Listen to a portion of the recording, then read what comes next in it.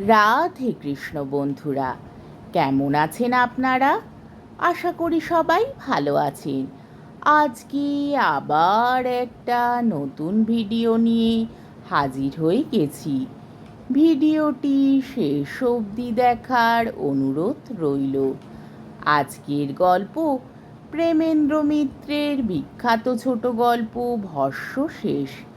আজকে গল্পের তৃতীয় পর্ব বা শেষ পর্ব। অমরেশ ডাক্তার মিথ্যে বলেননি।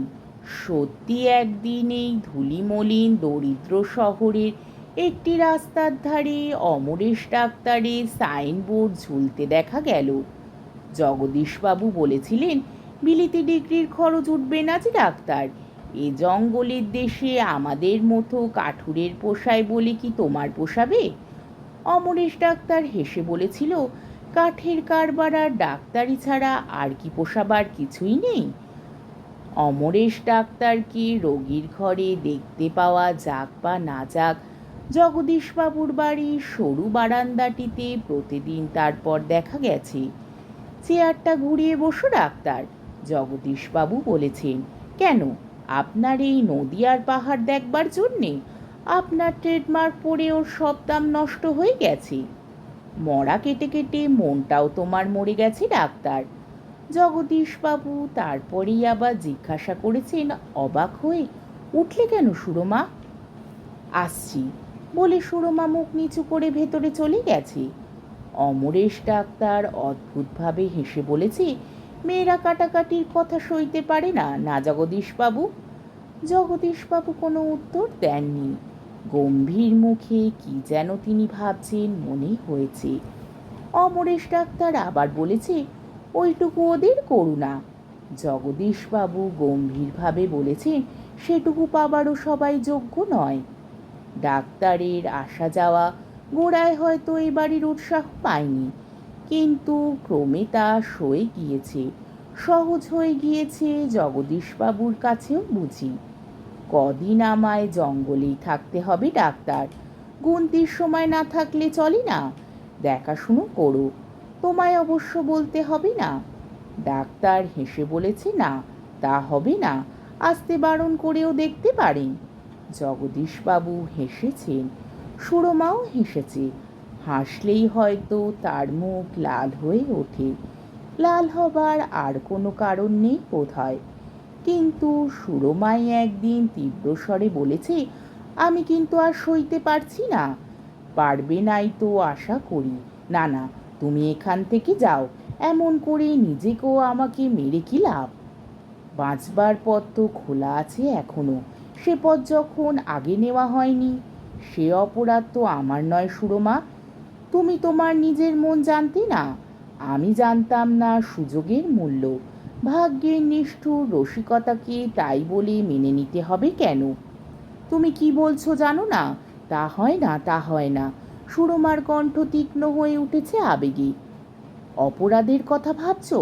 অপরাধ করার চরম দামও যার জন্যে দেওয়া যায়, এমন বড় জিনিস কি নেই? আমি বুঝতে পারি না তোমার কথা, আমার ভয় হয়। বুঝতে পারবে, সেই প্রতীক্ষাতেই তো আছি। প্রতীক্ষা একদিন বুঝি সার্থক হলো বলে মনে হয়েছে। জগদীশবাবুর কাঠের কারবারির জন্যে জমা নেওয়া বিস্তীর্ণ জঙ্গল সেদিন তারা দেখতে গেছিল। অরণ্যের রহস্যঘন আবেষ্টনে সারাদিন রাতসু চড়ুই ভাতির উত্তেজনাতেই কেটেছে। বিকেলের দিকে সবাই ঘুরতে বেরিয়ে পড়েছিল। অমরেশ ও সুরমা পথহীন অরণ্যে সকলের থেকে কেমন করে আলাদা হয়ে গেছে। আলাদা হওয়াটা হয়তো সম্পূর্ণ দৈবাৎ নয়, অমরেশেরও তাতে হয়তো হাত ছিল। সুরমা খানিকক্ষণ বাদে বলেছে, এ জঙ্গলে কিন্তু পথ হারাতে পারে। পথ জঙ্গলে ছাড়াও হারানো যায়। সুরমা একটু অসহিষ্ণুভাবেই বলেছে, সব সময় তোমার এ ধরনের কথা ভালো লাগে না। কোথাও তোমার ব্যথা আছে বলেই ভালো লাগে না, নিজের কাছে তুমি ধরা দিতে চাও না বলেই এসব কথা তোমার অসহ্য। সুরমা নীরবে খানিক দূরে এগিয়ে গেছে। অরণ্যের পশ্চাৎপটে তার দীর্ঘ সুটাম দেহের গতিভঙ্গিতে বুঝি বনদেবীরই মহিমা ও মাধুর্য। সেইটুকু উপভোগ করবার জন্যেই বুঝি খানিকক্ষণ নিঃশব্দে অমরেশ দাঁড়িয়ে থেকেছে।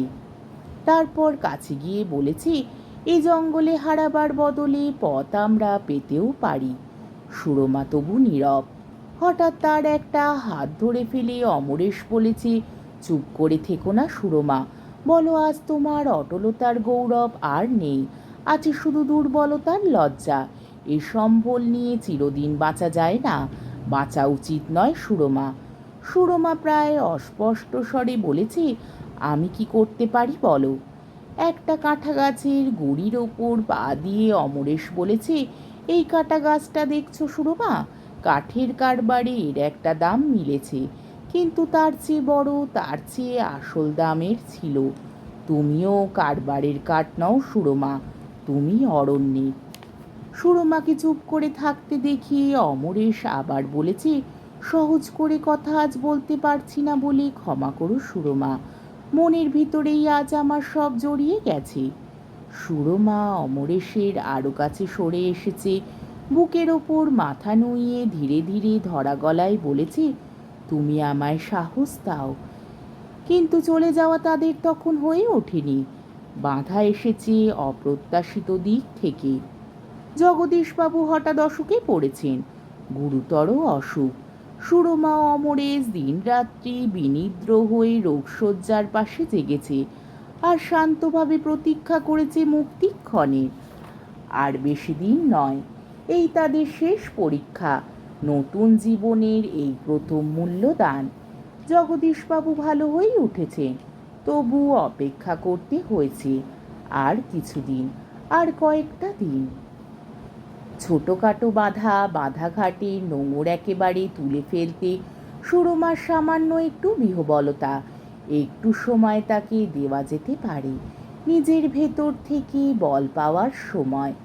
অমরেশ কোথাও এতটুকু জোর খাটাতে চায় না। সব শিকড় আপনা থেকে আলগা হয়ে আসুক, সব বন্ধন খুলে যাক। অসীম তার ধৈর্য। অমরেশ ডাক্তার অপেক্ষা করেছে কিছুদিন, অনেক দিন অপেক্ষা করেছে, বড় বেশি দিন অপেক্ষা করেছে। ধীরে ধীরে কখন আগুন গিয়েছে নিবে, কখন আর বছরের পাপড়ির মতো সে ম্লান শুকনো বিবর্ণ হয়ে গেছে। তারা সবাই বিবর্ণ হয়ে গেছে, বিবর্ণ আর সুলভ আর সাধারণ। অভ্যাসের ছাঁচে তারা বদ্ধ হয়ে গেছে, জীর্ণ মলিন হয়ে গেছে সংসারের ধুলায়। সবচেয়ে মলিন বুঝি ডাক্তার, সবচেয়ে মলিন আর ক্লান্ত। আগুন তার মধ্যে অমন লেলিহান হয়ে জ্বলেছিল বলে সবার আগে তার সব পুড়ে ছাই হয়েছে। ডাক্তার তার নির্দিষ্ট চেয়ারে এসে এখনো রোজ বসে, নদী ও পাহাড়ের দিকে পেছন ফিরে, কিন্তু সে শুধু অভ্যাস। ডাক্তার স্টেশনে পার্সেল খালাস করতে ছোটে, সে শুধু দুর্বল আজ্ঞাবাহক। আজকের গল্পটি এইখানেই শেষ হলো।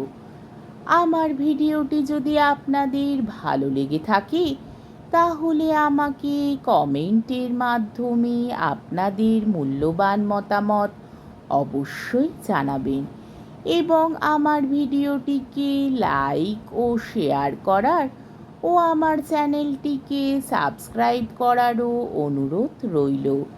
তাহলে আজকের ভিডিওটা এই অবধি। পরের দিন আবার অন্য কোনো গল্প নিয়ে হাজির হয়ে যাব। ততক্ষণ পর্যন্ত আপনারা সবাই ভালো থাকবেন, সুস্থ থাকবেন, সাবধানে থাকবেন এবং আমার ভিডিওটি দেখতে থাকবেন। তাহলে আজকে আসি। রাধে কৃষ্ণ।